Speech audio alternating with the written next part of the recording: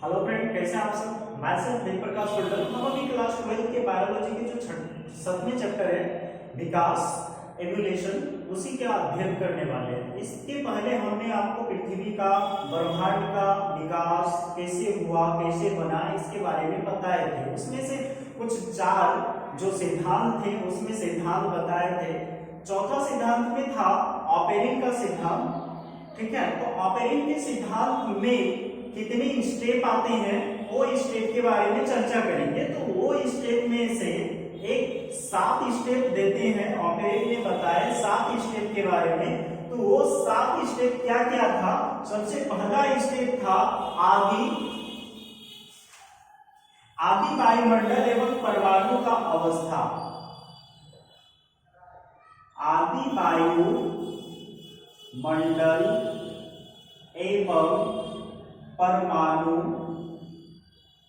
का अवस्था। अब यहां पे देखिए, सबसे पहले हम ये जानते हैं कि पृथ्वी वायुमंडल जो थे ना, पहले वायुमंडल पृथ्वी पर प्रेजेंट नहीं था। ठीक है, पहले क्या था, वायुमंडल पृथ्वी पर प्रेजेंट नहीं था। पहले वाष्पीकरण थे, जिसमें से पहले पृथ्वी पर जलवाष्पी, मीथेन, कार्बन डाइऑक्साइड और अमोनिया जैसे गैस जमीन पे थे।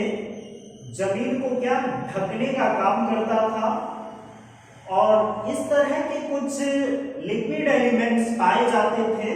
ठीक है, जो सूर्य के आने वाले रेज से, सूर्य के आने वाले अल्ट्रावायलेट रेज जो होते हैं, वह जल, ऑक्सीजन और हाइड्रोजन में तोड़ दिए। विकिरण से उसको क्या किया गया, जल में ऑक्सीजन को हाइड्रोजन में तोड़ दिया गया। इस सिद्धांत में इसमें यह माना जाता है कि पृथ्वी की उत्पत्ति सूर्य के गैस पिंड के अलग होने से हुई। किससे हुई, पृथ्वी की उत्पत्ति जो है सूर्य के गैस पिंड से अलग होने के लिए हुई, या फिर धूल कण के संघनन होने से हुई। इसमें रासायनिक तत्व जैसे ऑक्सीजन, हाइड्रोजन, कुछ ऑर्गेनिक कंपाउंड्स जैसे गंधक आदि संपूर्ण स्वतंत्र परमाणु के रूप में पाई जाती थी। ठीक है, जैसे जैसे पृथ्वी ठंडा होते गया, ठीक है, वैसे परमाणु अपने घनत्व के अनुसार 3 लेयर में बंट गए, यानी 3 लेयर्स, 3 आवरणों में बंट गए। जिनके घनत्व अधिक थे वह अंदर की ओर बढ़ गए, और जिनके घनत्व उससे कम थे वह उसके ऊपर की आवरण बना लिए, और जिनके घनत्व उससे भी कम थे वह सबसे ऊपर के भाग को बना दिए। ठीक है, जिनका मध्य था वह पृथ्वी का धरातल का निर्माण किया, और जो हल्के थे उन्होंने पृथ्वी के वायुमंडल का निर्माण किया। कुछ इस प्रकार के थे। ये वाले जो थे सबसे भारी आवरण है, और ये वाले जो थे, ये वाले केंद्रित क्या है। ठीक है, सेंटर का निर्माण किया। जो सबसे, जिसकी घनत्व सबसे अधिक थी उसका ये वही सेंटर का निर्माण किया। जैसे इसमें आ जाता है लोहा, तांबा, निकेल आदि, ये केंद्र का निर्माण किया। किसने किया, भारी तत्व मिल करके पृथ्वी का केंद्र का निर्माण किया। इससे हल्के तत्व क्या किए, इसके हल्के तत्व पृथ्वी के धरातल यानी मध्य भाग जो है वह क्या कहलाता है, पृथ्वी का धरातल कहलाता है, जिसको लिथोस्फीयर बोला जाता है।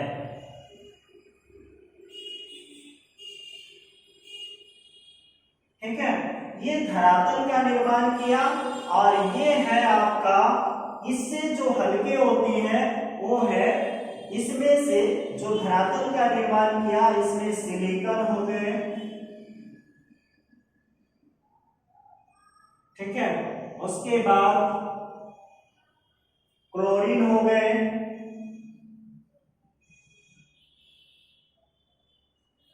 उसके बाद फ्लूओरीन हो गए,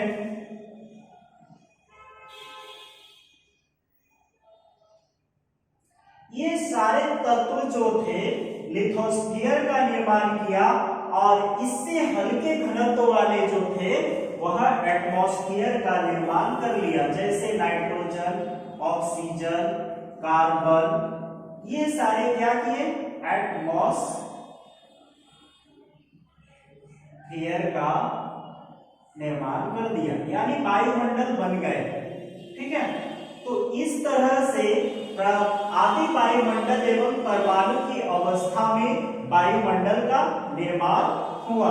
ठीक है, और ये वाले सेंटर यानी क्रोड का निर्माण किया।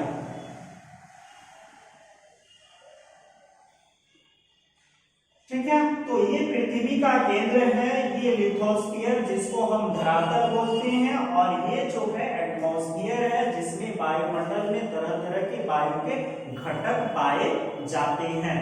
दूसरा जो है, दूसरा स्टेप है इसका अणु एवं सरल अकार्बनिक यौगिक का निर्माण।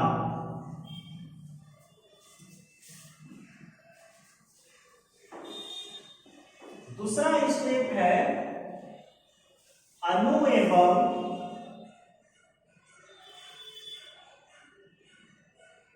सरल कार्बनिक यौगिक का निर्माण। अब देखिए, अणु और अणु से सरल यौगिक में कार्बनिक तत्वों का निर्माण कैसे हुआ। आदि वायुमंडल सबसे ज्यादा, देखिए आदि वायुमंडल में जो सबसे ज्यादा था वह था हाइड्रोजन। ठीक है, तो हाइड्रोजन थे तथा सक्रिय थी, जिसके कारण उस समय उपस्थित कुछ ऑक्सीजन के साथ मिलकर उसने जल बनाया। तो हाइड्रोजन जो है ऑक्सीजन के साथ मिलकर क्या बनाया,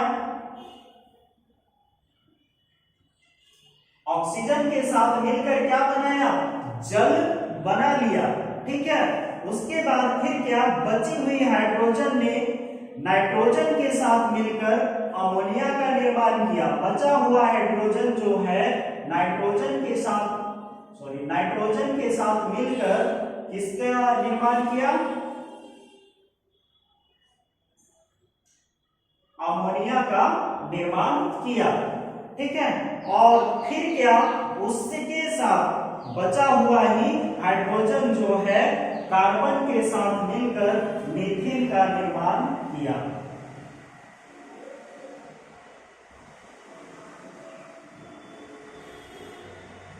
ठीक है, इस तरह से गैस का निर्माण हो गया, तो साथ मिलकर CH4 बना लिया। तो कैसे बनाया, हाइड्रोजन ऑक्सीजन के साथ प्रतिक्रिया करके जल का निर्माण किया, फिर हाइड्रोजन नाइट्रोजन के साथ प्रतिक्रिया करके अमोनिया का निर्माण किया, हाइड्रोजन कार्बन के साथ प्रतिक्रिया करके मीथेन का निर्माण कर लिया। इसी तरह अणु एवं सरल अकार्बनिक यौगिक का निर्माण हो गया। सरल अकार्बनिक यौगिक का इस जगह पे क्या हुआ, निर्माण हो गया। अब हम तीसरे चरण यानी तीसरा स्टेप पे चलेंगे, कार्बनिक यौगिक का निर्माण। कार्बनिक यौगिक का निर्माण।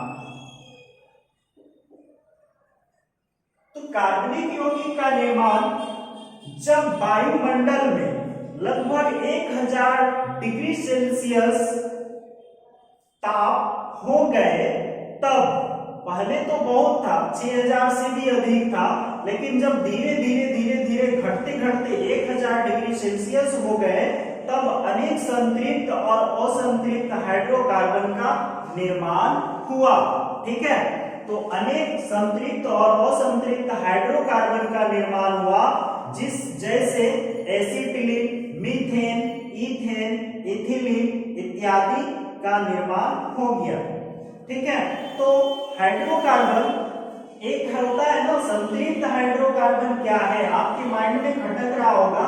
तो देखिए, कार्बन के साथ अगर एक बॉन्ड बनाता हो हाइड्रोजन तो वह संतृप्त हाइड्रोकार्बन कहलाता है। ऐसे कार्बन, इस तरह के बॉन्ड वाले कार्बन को संतृप्त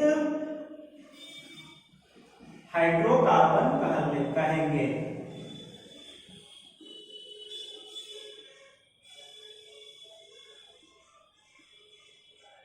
ठीक है, और अगर कार्बन के साथ डबल बॉन्ड, कार्बन के साथ ट्रिपल बॉन्ड बनाते हैं, इसको असंतृप्त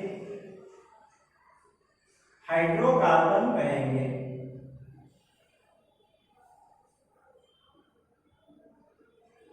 ठीक है, अब हम जो जानेंगे इसमें से, इसके बारे में किसने बताया, इसके बारे में मिलर्स ने मिलर्स और हॉरल्ड पूरे और स्टैनले मिलर्स ने 1953 में जीवन के उत्पत्ति के बारे में एक प्रयोग किया। उस एक्सपेरिमेंट में क्या था, वे दोनों आदि पृथ्वी पर पाए जाने वाले आदि वातावरण, यानी जो वातावरण थे, एनवायरमेंट थे, उस एनवायरमेंट को अपने प्रयोगशाला में बना लिए और बनाने के बाद उस प्रयोगशाला में वह अपना प्रतिक्रिया किया, जिसमें पाया कि गैस मिश्रण को एक टंगस्टन के इलेक्ट्रोड के द्वारा गर्म किया गया और दूसरे फ्लस्क में ये करते क्या है देख लीजिए। इसका एक हम एक्सपेरिमेंट करके दिखा देते हैं आपको।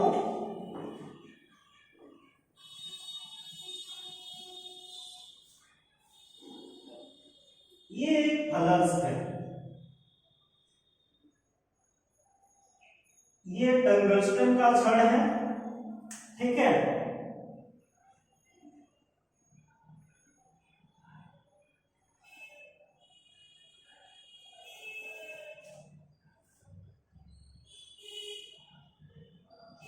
जो आपके एनसीईआरटी बुक में अवेलेबल है, आप देख के भी बना सकते हैं इसको।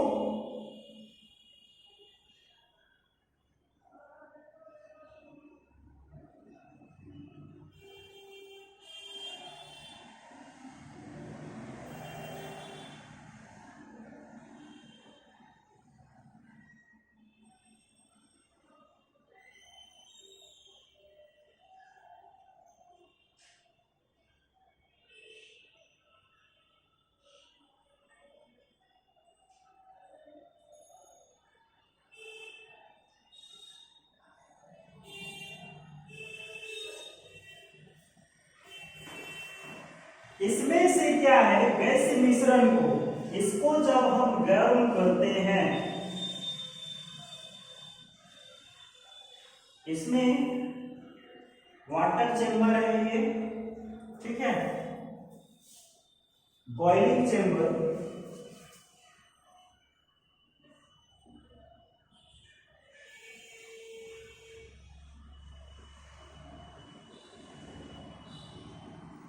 ये टंगस्टन का फिलामेंट है, इलेक्ट्रोड है, और इलेक्ट्रिक चेंबर ये वाले हैं।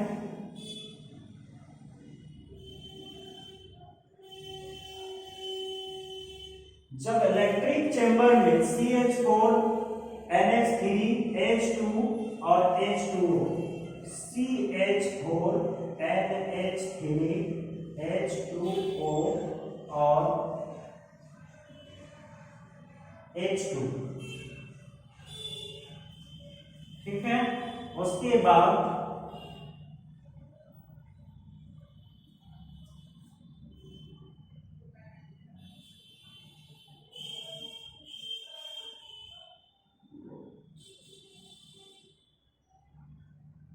इस जगह एक कंडेंसर है,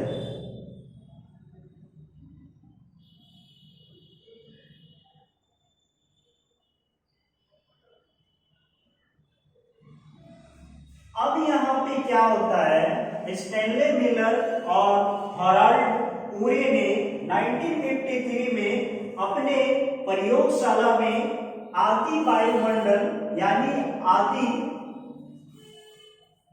वातावरण को अपने प्रयोगशाला में उपस्थित करवाया और सबसे पहले क्या किए, टंगस्टन के रोड से ये सारे गैसों में इलेक्ट्रिक चैम्बर से इसको गर्म किया गया, अर्थात जल जो पाए गए जल को यहां से गर्म किया गया, जिससे वेपरेशन होकर इसमें प्रवेश किया। जैसे ये प्रवेश किए और इसमें इलेक्ट्रोड के माध्यम से इसको गर्म किया गया और गर्म करने के बाद यह गैस जो है कंडेंस होकर इस जगह जम गए। ठीक है, इस जगह जम गए और यह बूंद बूंद से नीचे गिरता गया। कुछ ऐसा भी था कि ये इसमें भी प्रवेश किया, लेकिन ये इस जगह पे क्या हुआ, जमा हुआ जो जल था वह उपस्थित हो गया और इसके उपरांत दोनों के मिलने से बने मिश्रण को कंडेंसर द्वारा ठंडा कर लिया गया। ठीक है, यहाँ पे CH4NH3H2O हाइड्रोजन इलेक्ट्रिक चैम्बर में आए, यहाँ से वेपरेशन गए और कंडेंसर से ठंडा कर दिया गया और ठंडा करने के बाद यू प्रकार की एक नली है, जो इस टाइप की नली है, यू प्रकार की नली में एकत्रित कर लिया गया, यहाँ पे एकत्रित कर लिया गया। फिर क्या हुआ, गंदे लाल रंग का यह द्रव पूरे सप्ताह इसका प्रयोग किया गया। इस द्रव को उठा लिया गया और एक सप्ताह भर क्या किया गया, इसका प्रयोग किया गया और प्रयोग के दौरान क्या हुआ, प्रयोग किया गया, प्रयोग पर यह ज्ञात हुआ कि इसमें ग्लाइसिन, एलिनिन तथा एरेस्टर नामक एमिनो अम्ल पाए गए। ग्लाइसिन, एलिनिन और एरेस्टर नामक एमिनो एसिड पाया गया तथा यह जटिल कार्बनिक यौगिक का निर्माण किया। तो स्टैनले मिलर और हॉराल्ड पूरे ने अपना प्रयोग 1953 में किया था और उसने कहा कि यह एमिनो एसिड का खोज वही ने किया था। स्टैनले मिलर एक्सपेरिमेंट के आधार पर एमिनो एसिड मिला।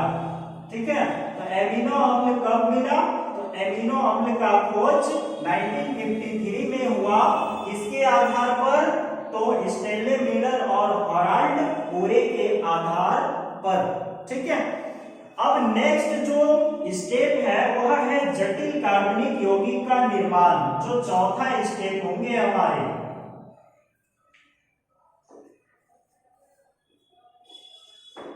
जटिल कार्बनिक यौगिक का निर्माण, जटिल कार्बनिक यौगिक का निर्माण। तो देखिए, जटिल कार्बनिक यौगिक का निर्माण हम करने जा रहे हैं। तो देखिए क्या होता है ना कि रासायनिक फॉर्मेशन के द्वारा बने कार्बनिक यौगिक जैसे अमीनो अम्ल, वसा अम्ल और या फिर ग्लिसरॉल और शुगर आदि समुद्र के गर्म जल में उबलते रहे। ठीक है, तो ये एक समुद्र था, समुद्र के गर्म जल में अमीनो एसिड भी, अमीनो अम्ल, उसके बाद ग्लिसरॉल, वसा अम्ल, वसा अम्ल हो गया, ग्लिसरीन हो गया, ग्लिसरीन हो गया, ये सारे, शुगर भी हो गया, ये सारे क्या करते थे, समुद्री जल के साथ गर्म होके उबल रहा था, यानी बॉइलिंग हो रहा था।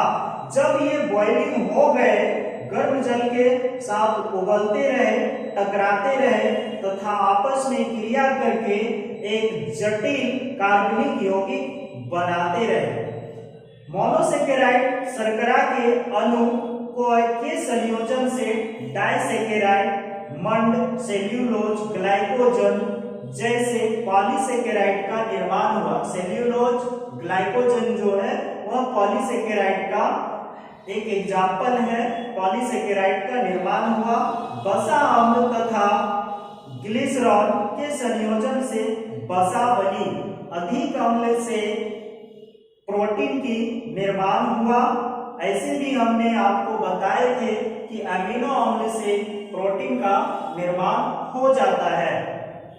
तो प्रोटीन का, अमीनो अम्ल से प्रोटीन का निर्माण हुआ। इसी प्रकार फॉस्फेरिक अम्ल, शर्करा तथा नाइट्रोजीनस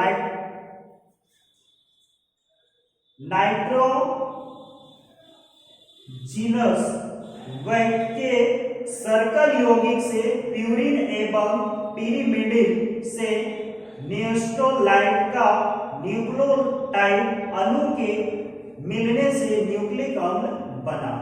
ठीक है, तो न्यूक्लियोटाइड बने किससे किससे मिलके? प्यूरिन एवं पिरिमिडिन से न्यूक्लियोटाइड का निर्माण हो गया, जो कि डीएनए में मदद करता है। आप जानते ही हैं कि न्यूक्लियोटाइड ऐसे हैं जो डीएनए के बॉन्डेशन को जोड़ता है।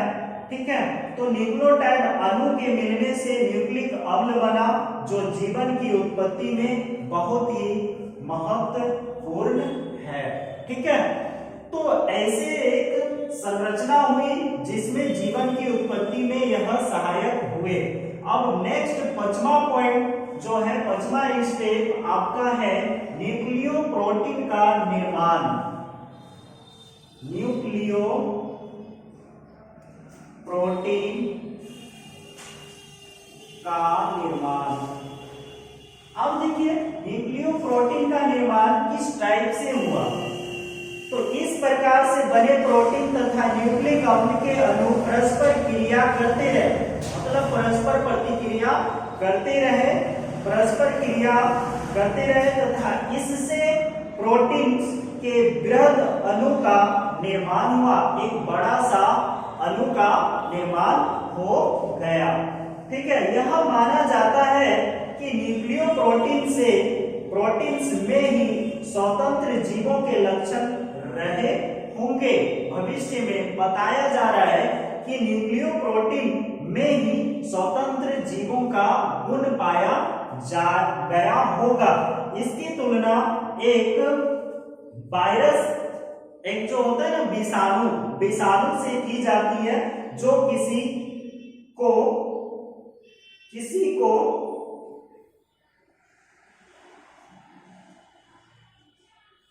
किसी कोशिका में जाकर सक्रिय हो जाता है। ठीक है, आगे है एक आपका कोलाइड क्वेसर बेड तथा आदि कोशिका का निर्माण। कोलाइड क्वेसर बेड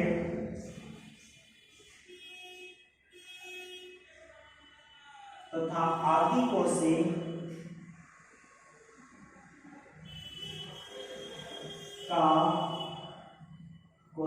का निर्माण। इसमें क्या होता है, ये जो 6 स्टेप है इसको देखिए ध्यान से। कार्बनिक यौगिक के लगातार क्रिया होने से एक बड़ा कण बना। ठीक है, जब ये कण कार्बनिक यौगिक के थे तो एक कोलाइडी के बड़े अणु में विद्युत कार्बनिक यौगिक के लगातार क्रिया होने से एक बड़ा सा कोलाइडी कण तैयार हुआ। यह कोलाइडी कण के अणु में विद्युत आवेश का गुण अवेलेबल था, जो छोटे छोटे विद्युत आवेश के कारण यह छोटे छोटे समूह में टूट गए। ठीक है, और अघुलनशील तंत्र बना लिए। ऑपेरिन ने विरोधी आवेश होता है ना, विद्युत आवेश के नेगेटिव और पॉजिटिव, तो उसमें से कुछ विरोधी आवेश को लिया और विरोधी आवेश लेने के बाद बड़े समूह को क्वेसर बेड नाम दे दिया। विरोधी आवेश के जो बड़े समूह बने हुए थे, वह कोलाइड के जो बड़े समूह बन गए थे विरोधी आवेश से, वह क्वेसर बेड बन गए थे। क्वेसर बेड जब नाम दे दिया तो अणु के बीच में न्यूक्लियोप्रोटीन आ गए। क्वेसर बेड के अणु के बीच में, मान लेते हैं ये क्वेसर बेड है, इसके अणु के बीच में क्या आ गए? न्यूक्लियोप्रोटीन आ गए। न्यूक्लियोप्रोटीन आ गए। जब न्यूक्लियोप्रोटीन आ गए तो क्या हुआ? उनके चारों ओर लिपिड के अणु विन्यास से आदि कोशिका कला बना ली। तो इसके चारों ओर एक लिपिड्स आ गए। यह लिपिड आदि कोशिका का संरचना दे दिया। आदि कोशिका की संरचना बना ली।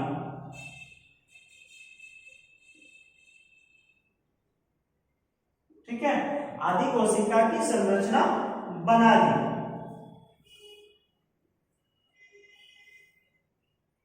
तथा बाहरी जल माध्यम से अलग हो गए। इनमें कुछ प्रोटीन्स एंजाइम का कार्य करने लगे। तो और बाहरी जल के माध्यम से ये क्या हो गए? अलग होते गए, टुकड़ा टुकड़ा में बढ़ते गए, अलग हो गए।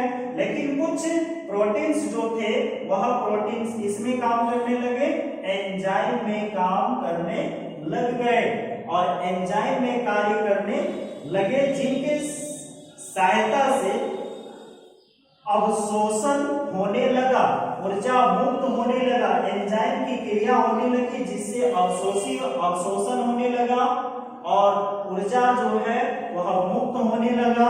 विघटित आपूर्ति की पूर्ति के लिए विसरण द्वारा जल में कार्बनिक सब्सटेंस के अवशोषण करने से क्वेसर बेड में परपोषी पोषण उत्पन्न हो गया।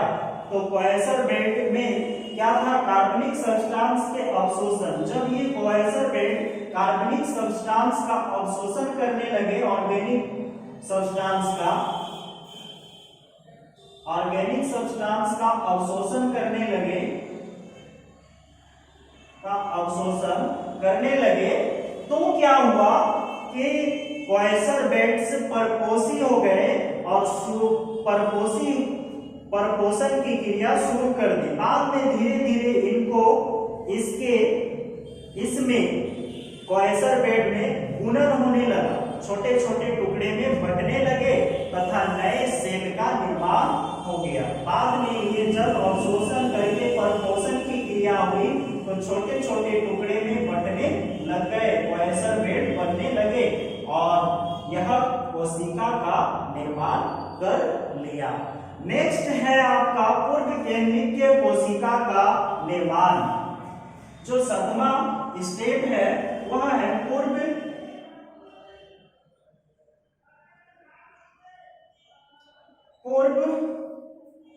केंद्रीय कोशिका का निर्माण। कोशिका का निर्माण। तो इसमें क्या हुआ कि ऑपेरिन के जो थ्योरी थे उसके अनुसार जीन को क्वेसर बेड में न्यूक्लियोप्रोटीन का फॉर्मेशन हुआ। ठीक है, क्वेसर बेड्स में क्या किसका फॉर्मेशन हुआ? न्यूक्लियोप्रोटीन, अभी अभी बताए थे। तो न्यूक्लियोप्रोटीन का फॉर्मेशन हुआ, जिन्होंने अधिकांश आदि साधन से ग्रहण कर लिया। वह प्रारंभिक कोशिका रूपी जीवों में विकसित हुए। वह आगे चलकर म्यूटेशन की क्रिया के कारण विशिष्ट एक प्रकार का ऑर्गन बना लिया, विशिष्ट पार्ट्स बना लिए और उनमें तरह तरह के लक्षण पाए गए। ठीक है, तो ये था आपका ऑपेरिन के 7 स्टेप। ठीक है, आगे फिर आपको बताया जाएगा। ठीक है, आज के लिए बस इतना ही। क्योंकि ये जो चैप्टर है ना, ये चैप्टर थोड़ा सा हटके है। ये चैप्टर में सबको थोड़ा थोड़ा बोर फील होता है, इसलिए बोरिंग भी होगी, मन में आएगी कि बोरिंग लग रहा है ये चैप्टर में। तो बोरिंग तो आएगी, लेकिन मस्ट चैप्टर है और इससे क्वेश्चन पूछा ही जाता है। ठीक है, तो इससे अध्ययन को मतलब हमारे जो अध्ययन दिए जा रहे हैं इससे ग्रहण कर लीजिए। ठीक है, थैंक यू फॉर वॉचिंग।